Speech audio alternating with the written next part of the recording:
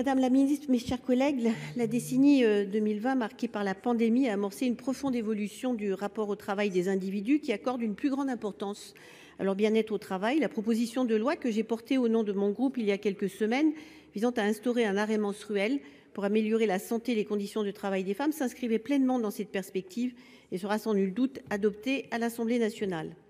Nous devons être en phase avec les attentes de celles et de ceux que nous représentons et accompagner ce mouvement de transformation majeure qui touche toutes les strates de notre société. En effet, là où les actifs s'interrogent sur le sens de leur travail, les élus locaux sont de plus en plus nombreux à douter du sens de leur engagement politique du fait de la dureté des conditions d'exercice de leur mandat, de leur sentiment d'abandon et d'être laissés sans soutien en première ligne, de la remise en cause de la légitimité de la démocratie représentative et de la montée en puissance des violences verbales voire physiques à leur encontre. Dans ce contexte de crise de vocation, il nous revient de tout mettre en œuvre pour sécuriser et faciliter l'exercice de leur mandat et répondre à une attente forte en matière d'équilibre entre leur vie privée, leur vie professionnelle et l'exercice de leurs fonctions. C'est l'objet de cet amendement qui propose de permettre aux élus locaux qui font le choix de cesser temporairement d'exercer leurs fonctions pour prendre le temps nécessaire pour accueillir un enfant dans le cadre d'un congé maternité, paternité ou d'adoption, de continuer à percevoir leurs indemnités de fonction.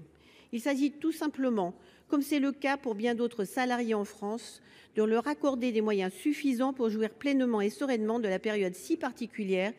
dans une vie familiale que représente l'arrivée d'un enfant. Ils sont bien souvent totalement dévoués à leurs concitoyens, vous le savez que trop bien, mes chers collègues, mais ce dévouement ne devrait pas les contraindre à renoncer à leur mandat pour des raisons personnelles. C'est la raison pour laquelle je vous encourage à voter cet amendement.